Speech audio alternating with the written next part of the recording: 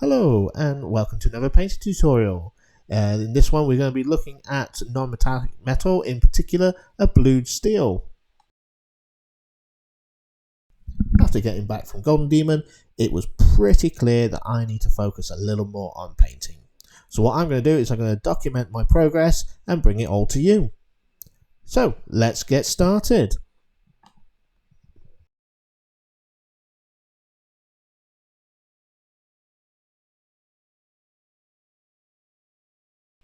Before putting down any paint, it's important to know where your light source is coming from. Once you've got this established, then this will map out for you all your reflections and it will guide you into placing all your shadows as well. Now you could just stick with a top-down zenithal, but for me I like to use an angled light. This for me gives me a bit more interest and it allows me to draw attention to certain areas. For this model, I'm going to use a light source that's coming in from the top right. So this means that this area of the model is going to be the most lit up. So therefore your light volumes are going to be larger and you're going to have more of them. It still means that these areas of the model will still get some light, but they won't have the same intensity or volume as the main section.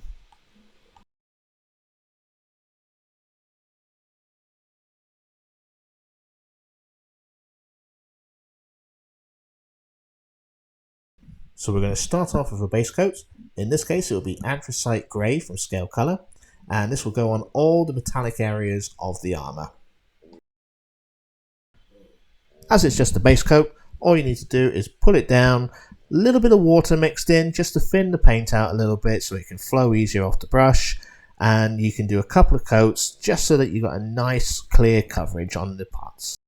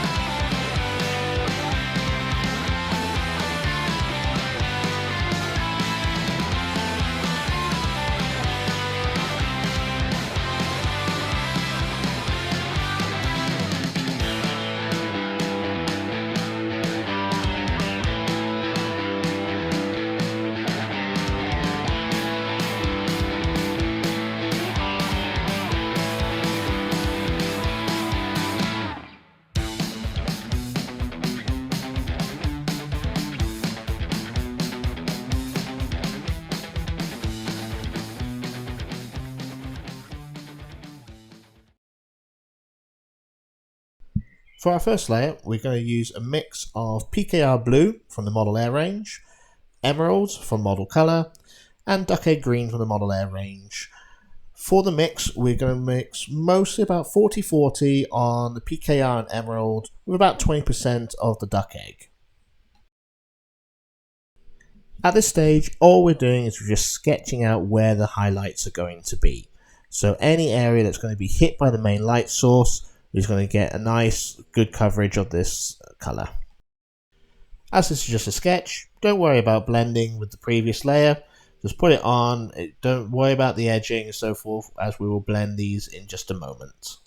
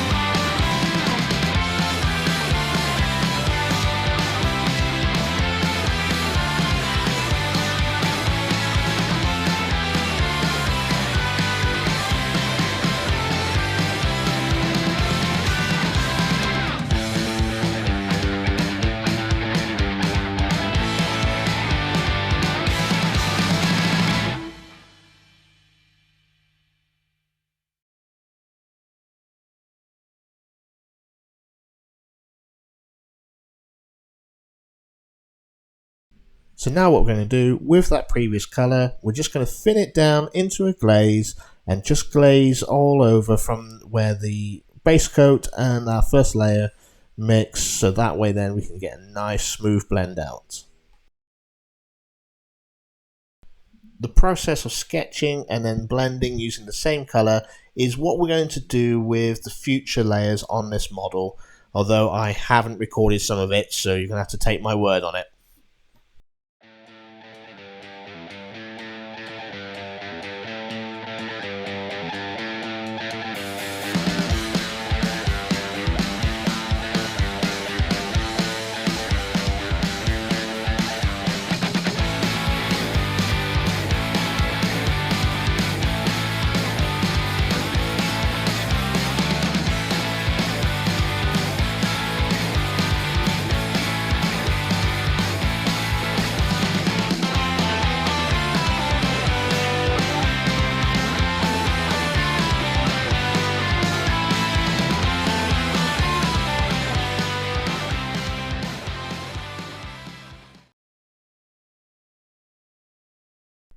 Our next layer is going to be a 50-50 mix of the emerald and the duck egg green, and this is what we're going to use to continue work on the highlighted areas. With this color, you're going to work inside of the previous layer, and remember where we highlighted which is going to be our strongest lights. These areas are going to have a larger volume of this color as compared to some of the highlights on the other areas of the armor. Just like the previous layer, we're going to do the sketch and then blend method. So sketch out where the volumes of this color is going to go on the model, and then use the glazing to blend it in afterwards.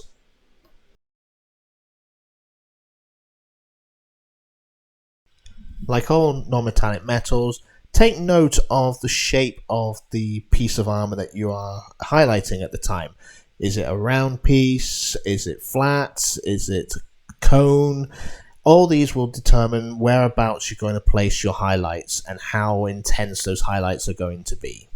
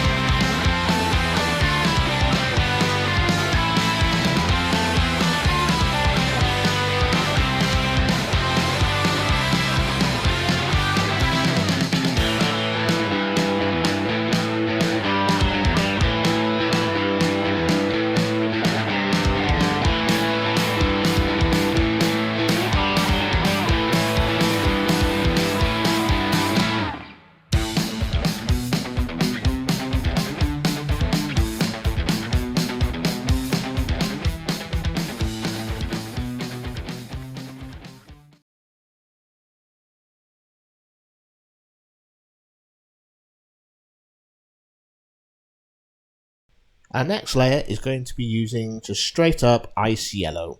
Now this will give a nice warmish sort of tone to the highlights, and we're going to focus these mostly where our main source of light is hitting, to be representative of where the sun is. Again, you're going to be working inside the previous layer, and again you can do it as the sketch and glaze method as we've been discussing, or you can start to use other methods if you like, maybe a little bit of stippling or some lines or scratches. This will add texture and a bit of tonal difference to the armor. Remember, on the area which we've established is our main reflection of the light, the value of this is going to be larger than it is going to be on the other parts of the armor.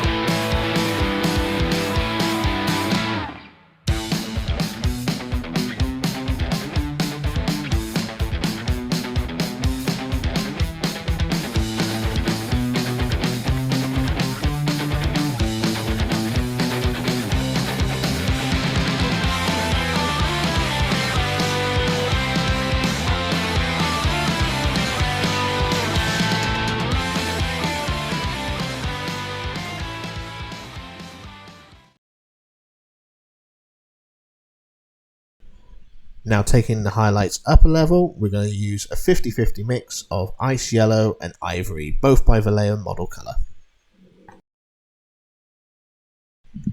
At this stage, I think I changed out my blending method from the sketch and glaze and going down a more traditional stippling route with this colour.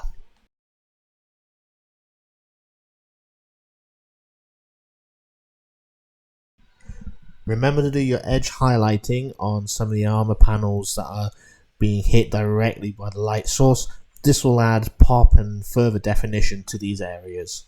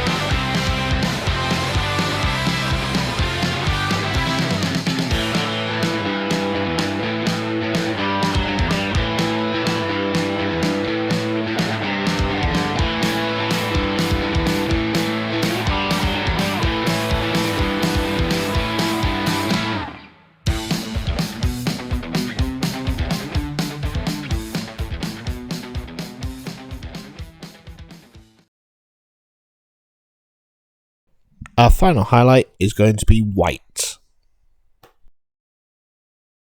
As this is our final highlight, we're going to be really focused with this colour, making sure that we use stippling just to really focus where we're going to put the colour down on the model. Remember that you can put it down in a larger volume in the areas where we're going to have the most reflection, and on other areas of the armour, have them as more little glimmer points so they're not as prominent as the main areas, but they still add a bit of interest and catch the eye.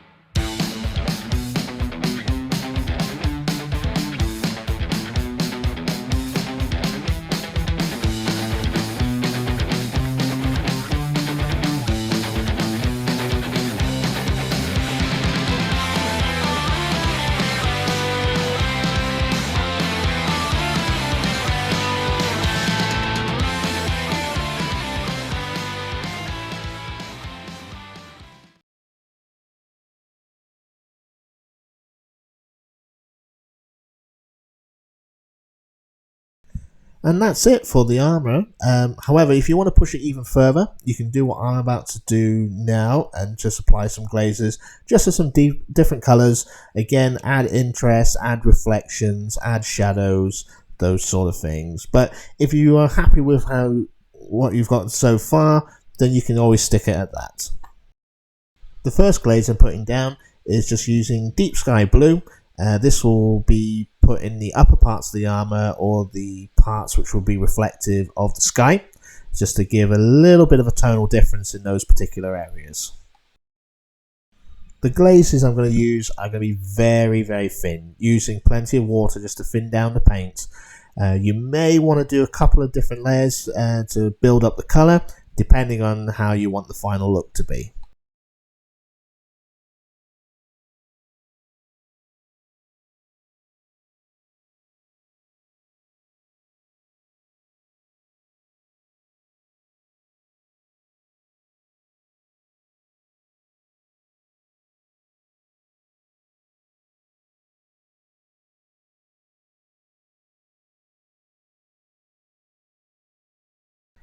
Our next glaze is going to be dark sea blue.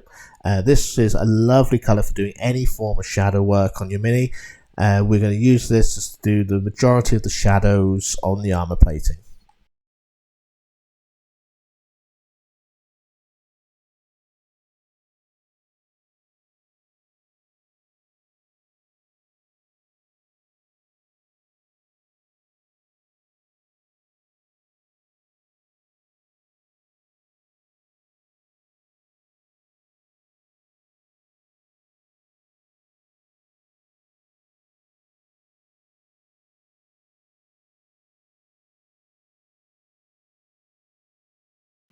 And finally, we're going to use just normal, any regular black, just to give the deepest shadows and to just do some additional points of interest on the darker parts of the armour.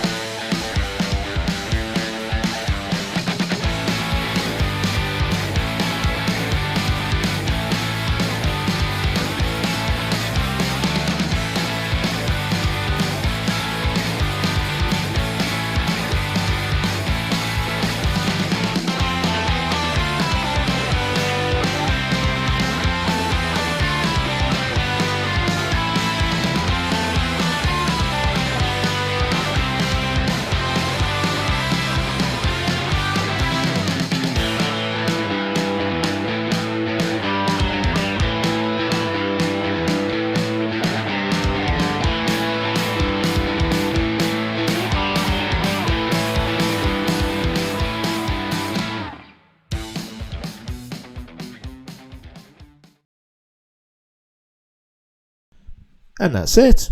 Thank you very much for watching. Please like and subscribe if you haven't done so already, and pop a comment down in the box below. Let me know what you think, or if there's anything in particular you want to see on the channel. I'll be looking forward to hear from you all.